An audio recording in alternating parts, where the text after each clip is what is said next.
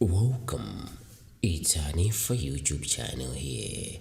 Lachitatu pa 24 January mu chaka cha 2024 anthu akuba ndiye mbanda mu msewu wazalewa anakwanisa kuba tenti ndi choyera pansi kapena kuti carpet imene mtsogoleri wa dziko lino CHAKWERA amene akagwisa ntchito pa msonkhano wawo wakumwanza lachisanu pa 26 January mu chaka cha 2024.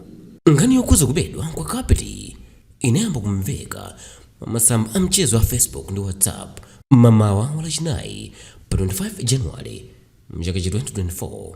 Likulu la polisi mdziko muno ku area 30 mu mzinda wa Lilongwe linafuna kudzitatisa pa kubedwa kwa katunduyu potulutsa ripoti limene anangonena kuti carpet ndi tenti zabedwa kuchokera mu galimoto yakunduna woona za maulendo ndi ntchito ya Ministry of Transport and Public Works 11 koloko usiku walachitatu.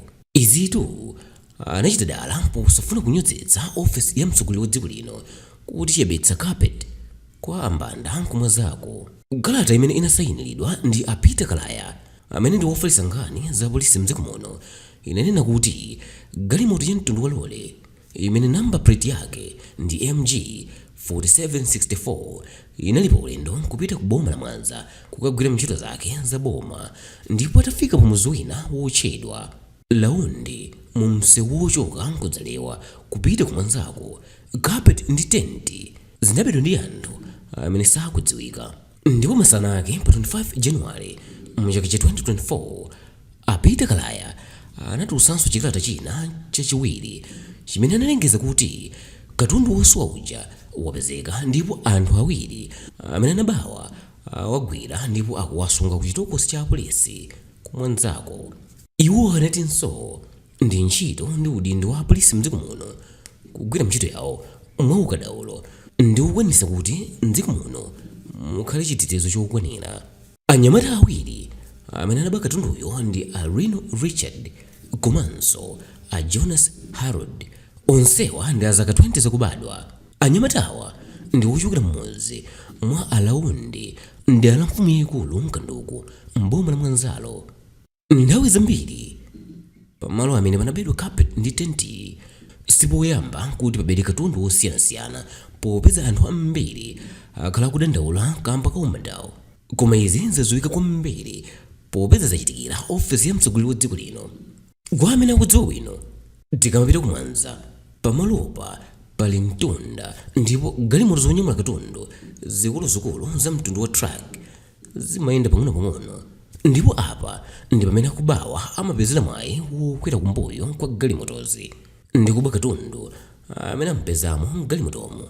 Pamene galimoto zikuluzikulu zikuyenda pang'ono-pang'ono kamba ka mtundawo, ndiye kuti nazo galimoto zobwera mbuyo mwake zimayendanso pang'ono-pang'ono kutero ngati ndi galimoto yotsekula kumbuyo monga ya mtundu wa lole, basitu katundu amene ali kumbuyo kakeku amabedwa.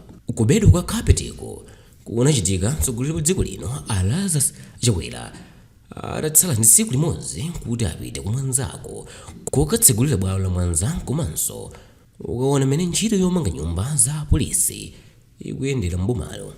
Zimene zinso zikuza patangotha sabata imodzi yokha akuba ndi mbava zina zitatchula ofisi yachiwiri kwa mtsogoleri wa dziko lino saulos chilima imene ili kulikulu la maofisi a boma ku Capitol Hill mu mzinda wa Lilongwe. Malingana ndi kufalitsa nkhani za apolisi ya Lingazi mu mzinda wa Lilongwe, Salome Zigambo akuti okubawa amene sakudziwika mpaka pano analowa mu ofisiyo ya saulos chilima pokuswa windo la kubafa, ndipo atafika mu ofisimo anaba mabiscuit komanso zipangizo za printer zimene zimadziwika ndi dzina lakuti tona.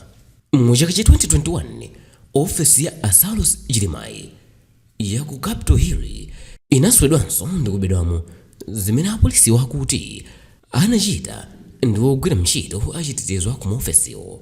Azingambo amene ndi mneneri wa polisi ya Lingazi akutinso zimene zinachitika mu chaka cha 2021 icho zinathetsedwa popeza amene anachitawo pano anamangidwa ndipo akugwira chere kumaula. Iwowa akuti amene anachita izi ndi alonda amene amati akachotsedwa ntchito amatengerapo mwayi kudziwa kwawo kwa maofisiwo nkubwera usiku ndi kudzaba.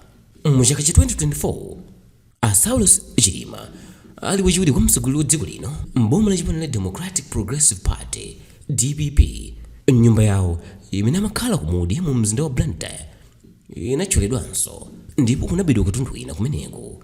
Kukakhala ku Capitol Hill zobedwazi ndiye sinkhani popeza mu chaka cha 2019 ofisi ya mkulu woyimira boma pa milandu ya Director of Public Prosecution DPP inathyoledwanso ndi anthu amene mpaka pano sakudziwika, ndipo kunabedwa makompyuta ndi ma hard drive. Kuwonjezerapo makina amene amagwiritsidwa ntchito kupanga magetsi a solar amene amaonekera kumeneko anabedwanso.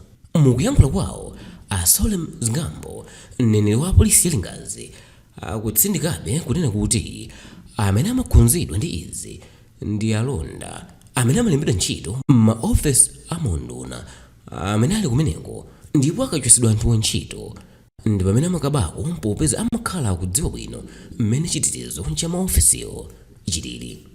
Kubedwa kwa carpet ya a president a CHAKWERA kumwanza kunatutumusa anthu mdziko muno, ndipo ena zimawasekesa ndi kuwapasa mantha poganiza kuti ngati anthu akukwanitsa kuba katundu wa ku nyumba ya boma ndi chani china chimene chingawakanike mdziko muno.